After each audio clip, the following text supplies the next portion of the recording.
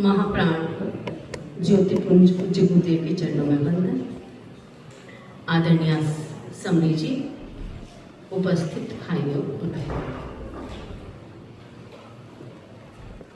एक प्रश्न दिमाग में आया जब सुना मैत्री मिलन समारोह।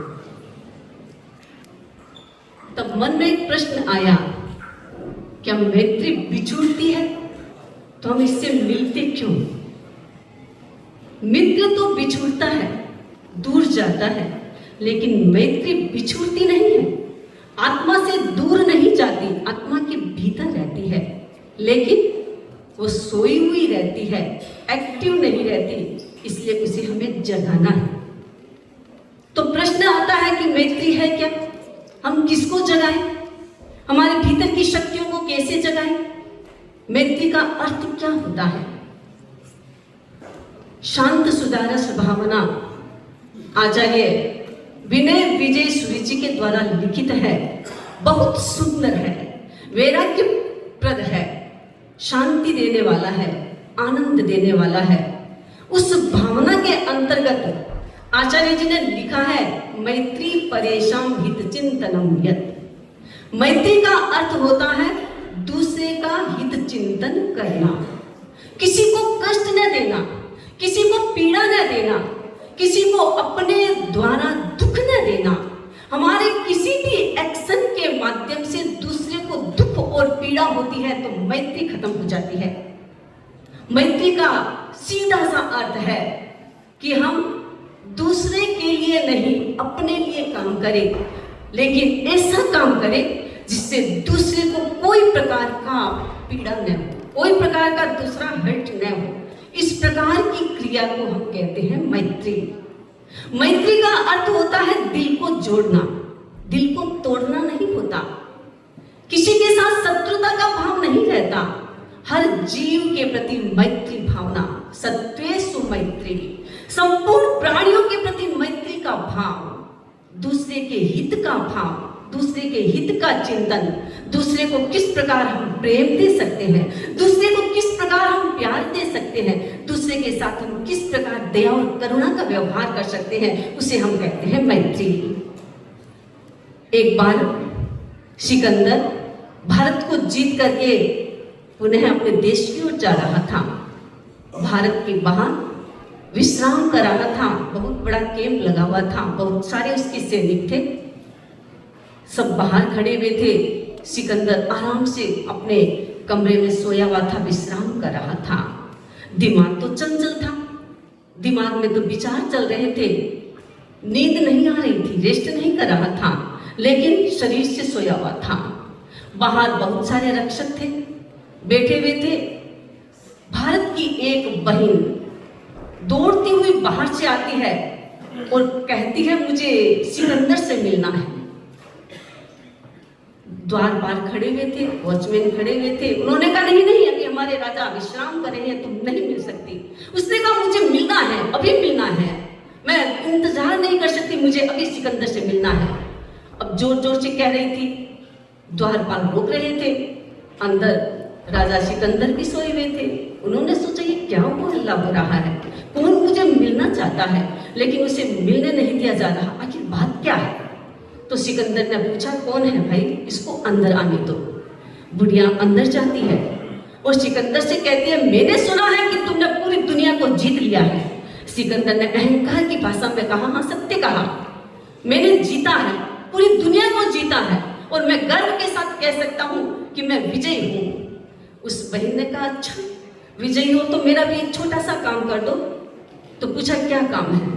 उसने एक कपड़ा सामने दिया, उसमें गांठ लगी हुई थी और कहा, मेरी इस गांठ को खोलना है। सिकंदर ने तत्काल अपनी तलवार निकाली, उस कपड़े पर तलवार चलाने लगा। बहन ने कहा, नहीं ये क्या कर रहे हो, तुमने ही तो कहा है गांठ खोलने के लिए, गांठ खोल रहा हूं। उस बहन ने कहा, इसे खोलना नहीं कहते, इसको काटना कहते हैं। तुमने दुनिया को काटा है, तुमने दुनिया के दिलों को खोला नहीं है। जहां खोलना नहीं होता वहां किस प्रकार की विजय होती है, किस प्रकार की मैत्री हो सकती है? उसे हम मैत्री नहीं मान सकते, उसको हम विजय नहीं मान सकते हैं। इसलिए विजय का मतलब होता है दिल को खोलना, गांठों को खोलना, एक दूसरे जो भी गांठ होती है, अतीत की जो गांठ होती है, उस गांठ को खोल करके उसके साथ प्रेम का व्यवहार करना, उसे हम कहते हैं मैत्री। मैत्री का दूसरा अर्थ होता है हेल्प करना, सहयोग देना। कोई भी व्यक्ति हो, हमारे परिवार का कोई व्यक्ति है, हमारा फ्रेंड है, हमारा नजदीक का व्यक्ति है, तो उसके लिए तो हम कुछ भी कर सकते हैं। लेकिन जो हमारे परिवार का नहीं है, उससे बहुत आवश्यकता है, लेकिन हम उसे सहयोग नहीं देते हैं, उसे मैत्री नहीं कहते हैं। मैत्री का मतलब मित्रता नहीं होता, मैत्री का मतलब होता है संपूर्ण व्यक्तियों के प्रति हित का भाव, संपूर्ण व्यक्तियों के प्रति हेल्प का भाव, उसे मैत्री कहते हैं। एक बार एक भिखारी रेलवे स्टेशन के पास पहुंच गया और भीख मांग रहा था। हर व्यक्ति से भीख मांग रहा था। एक व्यक्ति सूट पहना हुआ बाबू बहुत अच्छा पैसे वाला दिख रहा था। उसने सोचा इससे भीख मांगूंगा तो बहुत कुछ मिलेगा। उसके पास गया, बाबूजी कुछ दे दीजिए, भिखारी हूं। उसने उसको देखा और कहा तुम मुझे वापस क्या दोगे? उसने कहा मैं भिखारी हूं, मेरे पास देने के लिए क्या है? कुछ भी नहीं है, मैं तो केवल भीख मांगता हूं। उस व्यापारी ने कहा जिसके पास देने के लिए कुछ नहीं होता उसे मैं कुछ नहीं देता। इतना कहकर के वो चला गया। अब वो भिखारी सोचने लगा कि मेरे पास क्या हो सकता है, मैं क्या दे सकता हूँ। और उसने कहा कि जब तक कोई मुझे कुछ नहीं देता तो मैं उसे कुछ नहीं देता, क्योंकि मैं व्यापारी हूँ, बिजनेसमैन हूँ। अब वो सोचने लगा। ट्रेन चली गई, नीचे घूम रहा था, स्टेशन पर घूम रहा था। उसने फूलों को देखा। अचानक उसके दिमाग में आया, अरे ये फूल तो बहुत सुंदर है, फूल ले लेता हूँ। उसने फूल को तोड़ा, फूल अपने पास रखा। अब किसी के पास भिक्षा मांगने के लिए जाता है, उसे पहले एक फूल देता है और उसके बाद वो भिक्षा लेता है। अब कोई भी व्यक्ति उस गिफ्ट को देखता है, बड़े खुश होते हैं। फूल का मतलब मुस्कुराना, फूल का मतलब प्रेम, फूल का मतलब सुगंध। उसने सोचा कोई भी भिक्षा उसको देता और जब वो फूल सामने देता तो लोग बड़े खुश होते, उसे बहुत ज्यादा देते। ऐसे करते करते वो आने वाले हर व्यक्ति से भीख मांगता और सामने एक फूल देता। संयोग से एक दिन वही बाबू आ गया पुनः। अब वो भी ट्रेन में था। वो दौड़ करके उसके पास गया कि बाबूजी आज मैं आपके लिए कुछ लेके आया हूँ, आप मुझे भिक्षा दीजिए। उसने देखा, व्यापारी ने उसको फूल दिया कि मैं आपके लिए फूल लेके आया हूँ। व्यापारी ने कहा ये हुई ना बात, तुमने मुझे कुछ दिया तो मैं तुम्हें आज भिक्षा दे सकता हूँ। भिक्षा दी, भिक्षा देके चला गया। कुछ वर्षों के बाद धीरे धीरे उस भिखारी के मन में आया कि ये सच कहता है, किसी के पास देने के लिए कुछ नहीं होता तो उसे कुछ भी देना नहीं चाहिए। आज से मेरे पास फूल देने के लिए है, तो क्यों नहीं मैं फूल का बिजनेस करूं, फूल का व्यापार करूं। और उसने फूलों का धंधा स्टार्ट किया, व्यापार किया, इतना बड़ा व्यापारी बन गया। उस जो आया था बिजनेसमैन, उसके समकक्ष हो गया। एक दिन दोनों, वो भी सूट बूट पहने हुए बहुत अच्छा बिजनेसमैन बन करके उसी ट्रेन में यात्रा कर रहा था। सामने वो व्यक्ति बैठा हुआ था। उसने कहा बाबूजी आपने मुझे जाना? नहीं नहीं, मैं तुमको कैसे पहचान सकता हूँ, मैं तो तुमसे आज ही मिला हूँ। नहीं बाबूजी, हम तो तीसरी बार मिल रहे हैं। तीसरी बार? मैंने तो तुम्हें कभी नहीं देखा, आपको मैं याद दिला रहा हूँ। मैं वही भिखारी हूँ जिसको आपने प्रेरणा दी थी कि कुछ भी देने वाले को मैं कुछ नहीं देता। और इस दिन से मैंने ये निर्णय किया कि मुझे भी कुछ देना है, और मैंने ये फूलों का बिजनेस किया और आज मैं आपकी तरह बहुत बड़ा व्यापारी बन गया। इसे कहते हैं मैत्री।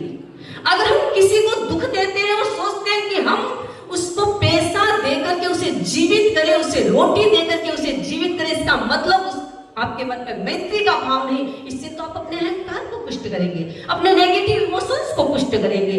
हमें मैत्री स्थापित करना है, अपने भीतर मैत्री को स्थापित करना है, प्रतिष्ठित करना है कि ये मैत्री हमारी कभी गुम न हो, फिर हमें ये मैत्री मिलन न बनाना पड़े। क्योंकि ये जब हमारे पास रहेगी तो हर क्षण मैत्री रहेगी। एक दिन 12 महीनों में एक दिन मैत्री से मिल लेंगे तो क्या होगा? कुछ भी नहीं होने वाला है। हर दिन आप मैत्री से मिले। रात को सोते समय आप अपने दिमाग में चिंतन करें कि आज मैंने मैत्री का प्रयोग किया या नहीं, मेरे भीतर में दूसरों के हित की भावना आई या नहीं, मैंने किसी को पीड़ा कष्ट दिया या नहीं दिया। ऐसा चिंतन करने वाला व्यक्ति अपने भीतर में मैत्री का विकास कर सकता है। तो हम अपने जीवन में मैत्री का विकास करें, मैत्री को बढ़ाएं और मैत्री को दूर न जाने दें। तो ये मैत्री आपके जीवन का बहुत विकास कर सकती है। ये मैत्री आपके जीवन में आनंद दे सकती है, मैत्री आपके जीवन में शांति दे सकती है। इसी के साथ मैं अपनी बात को संपन्न करती हूँ। ओम हर हर।